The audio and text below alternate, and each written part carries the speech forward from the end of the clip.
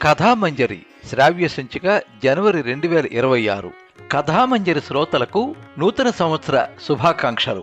కథామంజరి నిర్వహించిన శ్రీమతి పోడూరు నాగమణిశ్రీ స్మారక సంక్రాంతి 2026 కథల పోటీలో ప్రథమ బహుమతి పొందిన ఎగిలివారంగా సుక్క కథ. కలం శ్రీ చొప్పదండి సుధాకర్, గళం పప్పు భోగారావు.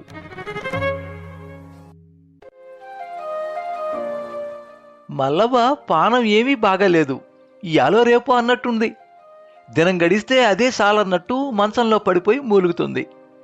ఆమెను ఎవరు దవాఖానాకు తీసుకుపోయేటట్లు లేరు, ఎందుకంటే పోయినా బతికేటట్లు లేదు. అదిగాక ఆమెను దగ్గరుండి తీసుకుపోయేటోళ్ళు ఎవరూ లేరు. అంతా దూరం నుండి చూసి ముక్కిరిసేటోళ్లే. ఊళ్ళే మల్లవ్వలు, ఎల్లవ్వలు, ఇంకా రాజవ్వలు చాలా మందే ఉన్నారు. కానీ మనం మాట్లాడుకునే మల్లవ్వ వేరు. రేపో మాపో ప్రాణం పోయే మల్లవ్వ ఆ ఊర్లో సగం కన్నా ఎక్కువ మందికి ప్రాణం పోసింది. అదే మల్లవ్వ అంటే మంత్రసాని. ఆ ఊరికి ఆమె గింత ఎక్కువ తక్కువ 70 ఏళ్ల నుండి కాన్పులు చేస్తుంది.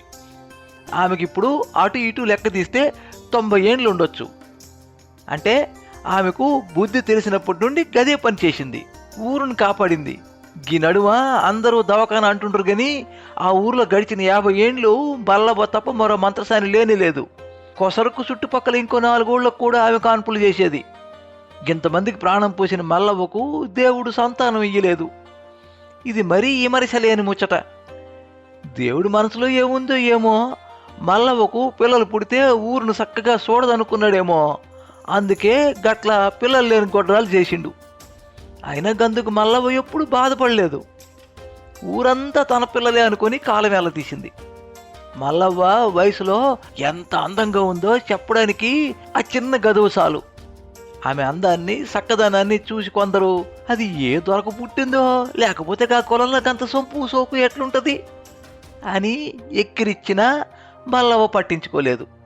నా రాత ఇంతే అని నోరు మూసుకుంది. మల్లవ్వకు 10 ఏళ్లకే పెండ్లి అయింది. అప్పట్లా అదే అసలు పెండ్లి వయసు. ఇంకా గట్టిగా మాట్లాడితే ముదిరి వయసు కూడా. ఎందుకంటే ఆమె కన్నా 2-3 ఏళ్ళు చిన్న పూరీలకు అప్పటికే పెండ్లిళ్ళు అయిపోయినాయి. ఆ సంగతి ఎట్లా ఉన్నా ఆమె పెళ్ళైన 10 దినాలకే మొగుడు గండిశెర్ర చేపలు పట్టబోయి తామర పూల ఏరు చుట్టుకొని పానం విడిచిండు. వాని పీనుకు వారం దాకా శెర్ల తేలలేదంటే ఆ కథ ఎసొంటి దుఃఖమో చెప్పు వశం కాదు. గప్పటి నుండి మల్లవ్వ ముండ మోసే ఉన్నది. మల్ల పెండ్లి లేదు, పెటాకులు లేవు. అత్త బంగారం సంటి మనిషి. తనకు కొడుకైనా కోడలైనా మల్లవ్వే అని కడుపులో పెట్టుకుని సాదుకుంది. కొన్నేండ్లకు ఆమె కాలం చేసింది. మల్లవ్వ అత్త నుండి ఆ విద్య ఎట్లనో నేర్చింది. ఆమెను మించిపోయింది. మొత్తానికి ఊరంతా మల్లవ్వ అంటే తెలవని మనిషే లేడు. గది అసలు ముచ్చట. పొద్దు నడినెత్తి మీదకి వచ్చింది. ఎండ కరకరలాడుతుంది. అట్లా వచ్చి ఇట్లా చూసేవాళ్లే గోడల పొంట, చెట్ల పొంట ఎండ తగలకుండా నిలబడి ముచ్చట్లు పెట్టేటోళ్లే. కానీ అసలు ముచ్చట ముందటికి జరిపేటోళ్ళు కనిపిస్తలేరు. అగ్గి ఎవళ్ళు పెడతారు? గుంపులో నుంచి ఓ పెద్ద ఆయన మరొకంతో అంటుండు. ఎవరున్నారు దానికి, అందుకే ఆలస్యం అవుతుంది. వారసులు ఎవళ్ళు లేరా? ఎవరో అడిగారు. పెళ్ళైన వారం రోజులకే మొగుడు సత్తే అప్పుడు దాని ఈడు 10 ఏళ్ళనాయే, నవ్వాడు మరొకడు. ఆ నవ్వులో గీ మాత్రం తెలియదా అన్నట్టు ఎక్కిరెత్తు వినిపించింది. మరెట్లా? ఎట్లయితే నీకేంది నాకేంది, చూసుకుంటూ ఉండు అంతే, మర్మం చెప్పినట్టు అన్నాడు. అరే గిది అన్యాలం. ఊరందరికీ జన్మనిచ్చిన తల్లికి సస్తే కురువు పెట్టి దిక్కే లేదా? మరి నువ్వు పెడతావా? దానికి ఆచారం గట్లుంది, ఏం చేస్తావు అంటే చిన్నమ్మ, పెద్దమ్మ, పిల్లలు, పెద్దయ్య, పాలోళ్ళు ఎవళ్ళు లేరా? ఇంకో గొంతు అడిగింది. ఏ నీది ఇచ్చంతరం కాకపోతే ఏందయ్యా, ముసలిది 90 ఏళ్ళు ఉంది. దాని తోటోళ్ళు చుట్టాలలో ఒక్కళ్ళు కూడా బతికలేరు. వాళ్ళ పిల్లలు కూడా చాలా మంది చచ్చిపోయినరు. ఇక మన పిల్లలు మనకే అయినరు. మనవులు మనవరాళ్ళ సంగతి ఏం చెప్తాం? మల్లవ్వ చుట్టాలు ఏడాడున్నారో దానికే తెలియదు. అయినా మరి 4-5 ఏళ్ల నుంచి అది పిచ్చిది అయిపోయింది. ఏం మాట్లాడుతుందో దానికే తెలియదు. ఇక మనం ఏం చేస్తాం? మరో గుంపులో ఇంకో రకం మాటలు నడుస్తున్నాయి.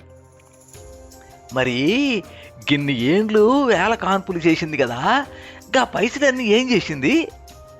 దానికి ఎవడు పైసలు ఇస్తారయ్యా, అంత ఉత్త పుణ్యానికి చేయించుకున్నారు. ఇది మరీ బాగుంది, ఎంతో కొంత ఎవరో ఒకరు ఇస్తారు కదా. 50 ఏళ్ల నుంచి చేసిందాయే, 1000 నిండా బంగారం అయితే ఉండేటివి కదా. మొన్న పిసరేసినప్పటి నుంచి కనిపిస్తలేవు, ఎవడు పీక్కపోయిండో ఏమో. ఇంకెవడో పెద్దగా నవ్వి అన్నాడు, అది కాదు తీరా, మొన్న 4 ఏళ్ల కింద తన దగ్గర ఉన్న కాడికి 5-6 లక్షలు పై మీద బంగారం అంతా కలిపి గదేదో గుడికి దానం ఇచ్చిందట. అర్రే గట్లనా, గందుకే వాళ్ళ కోపం వచ్చి ఏ సుట్టపోడు రాలేదు. అయినంత మాత్రాన గా పైసల కోసం ఇంత అల్లాయమా? అవు మళ్ళా పైసతోనే ప్రపంచం, పైసలు లేకుంటే పీనకు కూడా కాలదు. అంతే అంతే. చుట్టుపక్కలోళ్ళు వంత పాడారు. సమయం గడిచిపోతోంది. సూర్యుడిదంతా గమనిస్తూ పడమటి వైపు జారిపోతున్నాడు. చాలాసేపు అక్కడ ఏ విశేషం జరగలేదు. ఏం జరుగుతోంది ఇక్కడ? ఆ ఊళ్ళో ఎన్నడూ చూడని మనిషి ఒక్కడు అక్కడికొచ్చి ప్రశ్నించాడు. ఎవరు నువ్వు? అందరూ ఆ మనిషి వంక కొత్తగా చూస్తుండిపోయారు. ఊరికి కొత్తగా వచ్చిన గ్రామ పంచాయతీ కార్యదర్శి అంటూ గ్రామ సేవకుడు రాజమల్లు అందరికీ పరిచయం చేశాడు. ఏం పేరు? కాస్త చదువుకున్నట్టున్న ఒకడు అడిగాడు. నా పేరు సత్యబాబు, నాన్లోకల కోట కింద ఖమ్మం నుంచి కొత్తగా ఇవ్వాలే ఈ ఊర్లో ఉద్యోగంలో జాయిన్ అయ్యాను. 2 ముక్కల్లో తనను తాను పరిచయం చేసుకున్నాడు. గట్లనా, సర్లే, అయినా నీకు ఇక్కడేం పని? ఇందాకటి మనిషే మళ్ళీ అడిగాడు.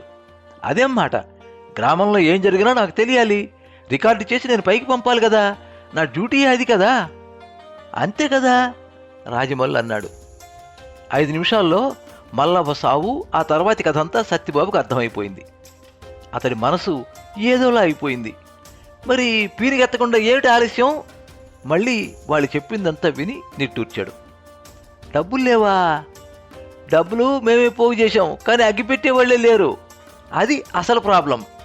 ఇంకెవరో అన్నారు. అక్కడ చాలాసేపు నిశ్శబ్దం. ఇదేమైనా సామాన్య విషయమా? పిల్లకాకి ఏదో అనుకున్నాడు.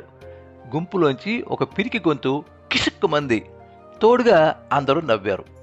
అయినా సత్యబాబు ఏమీ జవాబు ఇవ్వలేదు. నేను పెట్టొచ్చా అగ్గి? సత్యబాబు గొంతు ఖంగుమంది. నువ్వెవరు? నేనెవరిననేది తర్వాత విషయం. అసలు మీరెవరు? మనుషులేనా?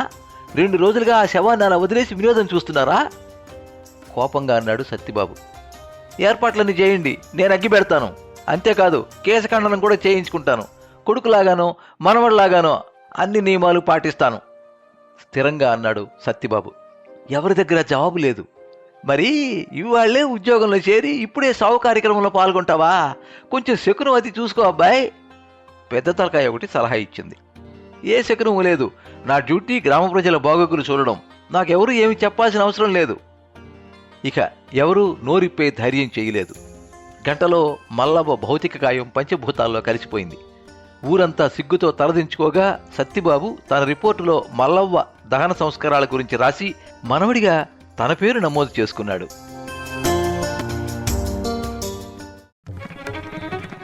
కథామంజరి. మీరింతవరకు ఎగిలివారంగా సుక్క కథ విన్నారు. కలం శ్రీ చొప్పదండి సుధాకర్, గళం పప్పు భోగారావు. సర్వే జనాః సుఖినో భవంతు.